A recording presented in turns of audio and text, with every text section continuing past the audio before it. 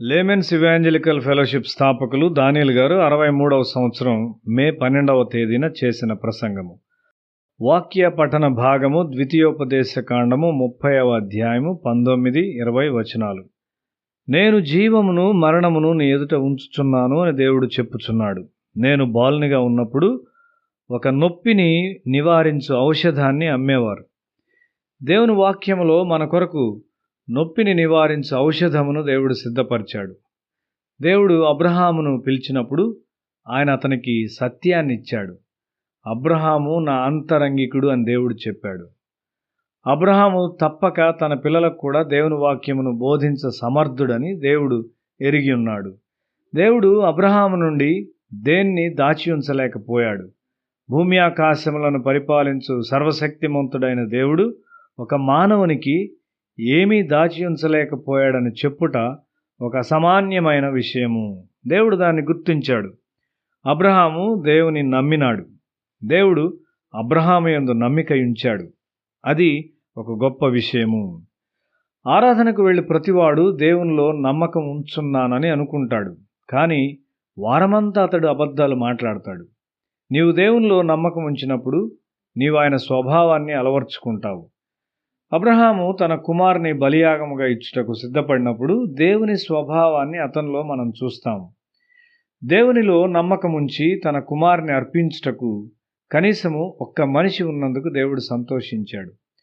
అబ్రహామునకు ఆయన ఇచ్చిన శిక్షణలో అది ఒక గొప్ప విజయంగా దేవుడు తలంచాడు. అబ్రహాముతో విశ్వాసం ప్రారంభమైనది. అతడు దానిని తన పిల్లలకు స్వాస్థ్యంగా ఇచ్చాడు. అబ్రహాములోని విశ్వాసము ఆయన పిల్లలకు బోధింపబడుటకై దేవుడు ధర్మశాస్త్రాన్ని ఇచ్చాడు. బైబిల్ను అంగీకరించిన ప్రతి దేశము దానికి విధేయత చూపినప్పుడు వృద్ధి చెందునట్లు దేవుని వాక్యములో ఒక మర్మమైన శక్తి ఉన్నది.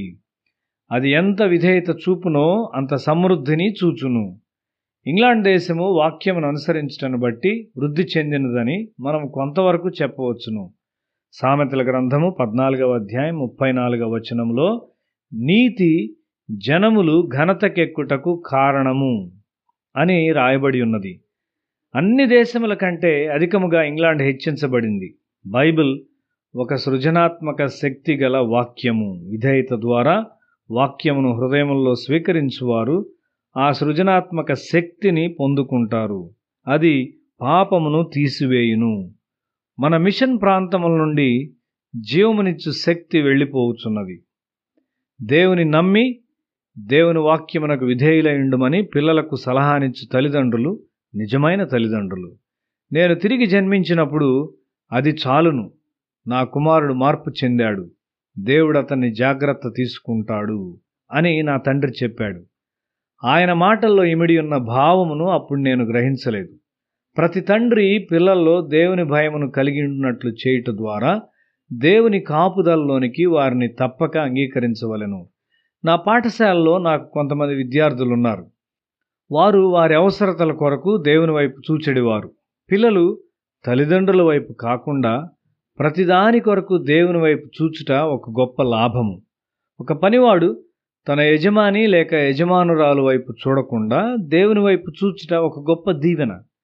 యజమాని కంటే ఎక్కువగా దేవుని సంతోషపరచుట ఒక దీవెన అయి ఉన్నది. నీవు దేవుని వాక్యము నమ్మినప్పుడు అది నీ వ్యక్తిత్వం మీద ఒక వింతైన ప్రభావమును కలిగి ఉండును. అది నీ నరములను బలపరచి ఆరోగ్యకరమైన స్థితిలో నీ శరీరాన్ని ఉంచుతుంది. నీ రక్తము కూడా పవిత్రపరచబడుతుంది. నీ మనసు స్పష్టముగా ఆరోగ్యవంతముగా ఉంచబడి వ్యతిరేక తలంపులను తిరస్కరించును మరియు శరీర సంబంధమైన వ్యతిరేక భావోద్రేకములను జయించును. వ్యతిరేక భావోద్రేకాలు తొలగించబడి ఆమోదయోగ్యమైన భావోద్రేకాలతో నీ శరీరము నిర్మించబడుతుంది. ఇది దీర్ఘకాలము జీవించుటకు నడిపిస్తుంది. తలనొప్పి, ఉబ్బసము మరియు క్షయ నుండి బాధపడిన ఒక మనిషి న్యూజివీడ్లో సాక్ష్యమిచ్చాడు. అతడు క్షయరోగుల వైద్యశాల నుండి మన కూటములకు వచ్చి దేవుని వాక్యాన్ని విన్నాడు. దేవుని వాక్యం యొక్క అధికారమును నీవు సందేహించావు. నీవు బైబిల్ను తిరస్కరించావు.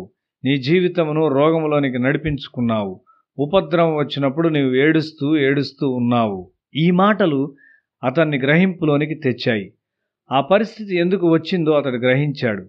అతడు దేవుని వైపు తిరిగాడు. దేవుడు అతన్ని స్వస్థపరిచాడు. నా కుటుంబంలో ఏదైనా తప్పు ఉన్నట్లయితే నేను నా హృదయాన్ని పరిశోధించుకుంటాను. నా పిల్లలు దేవునితో సరిగా లేనట్లయితే నేను నా హృదయమును పరిశోధించుకుంటాను. దేవుడు నా తప్పులను నాకు చూపిస్తాడు. నీ మాటల్లో నీవు సరిగా లేవు అని ఒకసారి ఆయన నాతో చెప్పాడు. ఒక నాయకునిగా మరియు మార్గదర్శిగా నేను నా మాటల విషయమై చాలా జాగ్రత్త కలిగి ఉండవలసి ఉన్నాను.